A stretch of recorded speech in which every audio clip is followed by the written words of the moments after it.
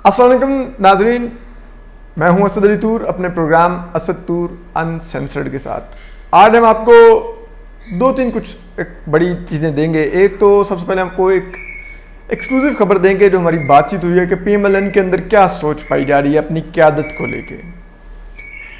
इसके ऊपर गोल को गीला तीतर वगैरह ने कुछ गुफ्तगू की है, लेकिन हम आपको जो एग्जैक्ट जो बातचीत है क्या है, किसके बारे में क्या रहनुमा क्या सोच रखते हैं, हम वो अब आपको बताएंगे। इसके अलावा हम आपको आज ये भी बताएंगे कि जो पार्लियामेंट में अपोजिशन की परफॉर्मेंस है उसके ऊपर आज अहमद बिलाल महबूब साहब ने भी एक आर्टिकल लिखा है डॉन में, वो बड़ा दिलचस्प है, उसकी भी हम बताते हैं, वो भी कुछ इसी से मामले से जुड़ा हुआ है। तीसरा, हमने कल आपको पार्लियामेंट में होने वाली खुफिया ब्रीफिंग की एक्सक्लूसिव मालूमात अनसेंसर्ड हम आप तक लाए थे, और वो हम उस पर भी कुछ बात करेंगे। आज बातचीत चल रही है कि अली वज़ीर की रिहाई के मतलब और सारी एक डिबेट जनरेट हुई है उसके बाद, लेकिन ठीक है, ये आर्मी चीफ ने कहा कि वो माफ़ी मांग लें तो छोड़ दिया जाएगा। तो कम से कम जो पिछले दिनों जो गीला तीतर वगैरह ने दीगर ने जो वीलॉग्स किए थे कि अली वज़ीर के बारे में कहा गया कि वो फलां जो अड्डे पे कब्ज़ा किया हुआ था उस वजह से हिरासत में है, कम से कम वो तो उसकी तो नफ़ी होगी। कम से कम अली वज़ीर का जुर्म तो पता चल गया एक इलेक्टेड नुमाइंदे का। लेकिन सवाल ये है कि अगर फ़ौज के बहिस्सत इदारा उस पर तनकीद करना इतना बड़ा जुर्म है कि एक इलेक्टेड नुमाइंदे को भी नहीं उस पर माफ़ किया जाएगा, छोड़ा जाएगा, तो हमारा भी एक सवाल है, ये जो रिटायर्ड जर्नल टीवी स्क्रीनों पर बैठकर हमारे सियासतदानों को गद्दार, हमारी पार्लियामेंट को चोर कहते हैं, जिनके बारे में ISPR ने प्रेस रिलीज जारी कर रखी है कि ये हमारा जो रिटायर्ड जर्नलों की फहरिस्त है, ये आप ले सकते हैं अमूर पर गुफ्तगू के लिए, यानी कि वो अब फ़ौज के इदारे ने टेक्निकली उनको इंडोर्स कर दिया है कि वो सर्टिफाइड तर्जमान हैं। जिसे कहते हैं ना, जिस तरह नॉन स्टेट एक्टर्स होते हैं तो वो नॉन स्टेट, जिसे कहते हैं ना ISPR की तरफ से वो नामजदशुदा जर्नल हैं। तो हम भी तो उनके खिलाफ कोई कार्रवाई तो नहीं करते। आज तक पाकिस्तान की पार्लियामान ने उनमें से किसी को जेल में भेजने की करारदाद तो नहीं पास की, किसी पर कोई FIR भी नहीं दर्ज हुई, ना कोई गिरफ्तार हुआ। तो इस तरह सोचना तो चाहिए कि ये एक ठीक है। बिलावल भुट्टो जरदारी ने भी कल कहा कि उनके इतने घर में लाशें उठाई गई हैं अली वज़ीर के, तो उनका लहजा तल्ख होगा।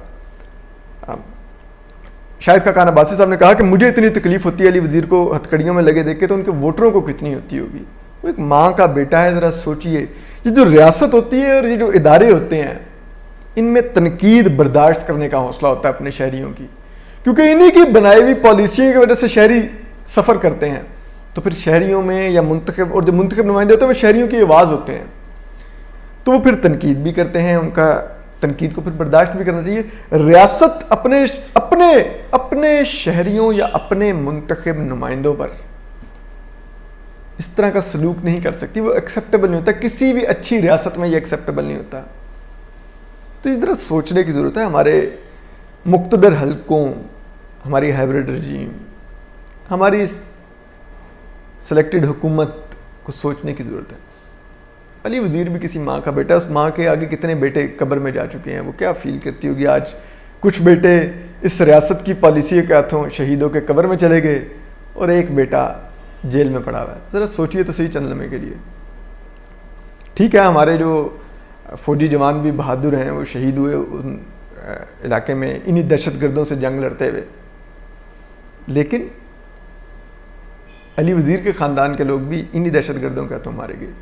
तो कुछ सोचिए, ये हमारा आपस में लड़ने का मामला नहीं है। अब हम आते हैं जो अपोजिशन की परफॉर्मेंस है। अगर आप देखिए कि इस असेंबली में एक चीज़ है कि अभी हाल ही में एक बजट सेशन हुआ, मियाँ शहबाज शरीफ ने और सब ने ऐलान किया कि हम रुकेंगे। बिलावल भुट्टो ने कहा कि हम हमारे तमाम पार्लिमानी मेंबर्स मियाँ शहबाज शरीफ के वाले होंगे, और जिस दिन बजट पास होने की बारी आई तो मियाँ शहबाज शरीफ साहब پارلیمان میں موجود نہیں تھے، وہ فاتحہ کہنے گئے ہوئے تھے میاں طارق شفیع مرحوم کی. یہ فاتحہ تھوڑی لیٹ بھی کہی جا سکتی تھی، ہم سمجھتے ہیں کہ وہ فیملی ممبر تھے، بڑا مقام ہے ان کا، لیکن یہ فاتحہ دیر سے بھی کہی جا سکتی تھی. پارلیمان کے آپٹکس بڑے میٹر کرتے ہیں.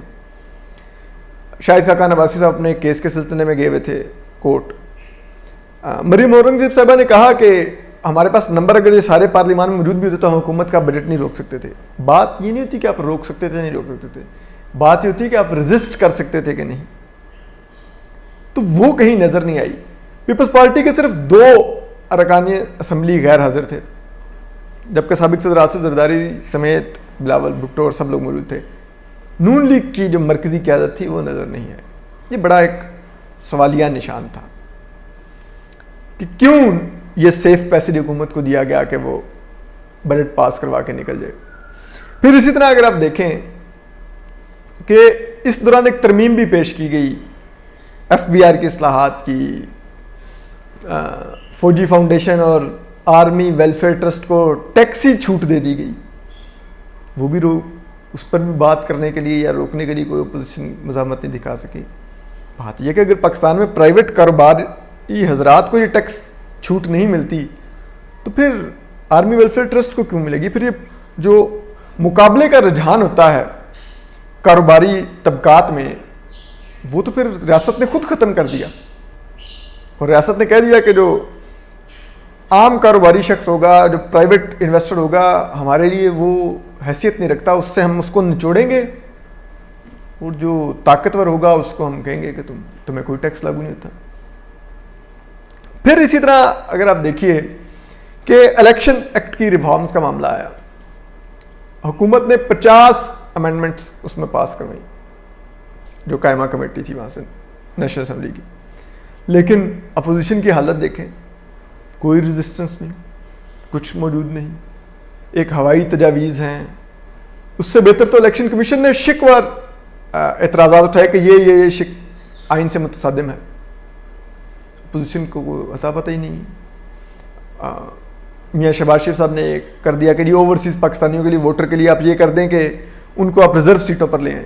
اس تجویز کے اوپر کیا پیچھے تھا کہ تھرولی آپ نے اس کو کیا اور کوئی اس کے اوپر کوئی بنا کے لائے ایک ہوائی تجویز دے دی. اس سے پہلے بھی آپ پی ڈی ایم بھی دیکھ لیں، پی ڈی ایم میں بھی یہی ہوتا رہا، استعفے دے دو استعفے دے دو. کیا استعفوں سے حاصل ہوگا؟ کچھ معلوم نہیں تھا، کوئی تیاری نہیں تھی. دیگر آپ چیزوں پہ دیکھ لیں.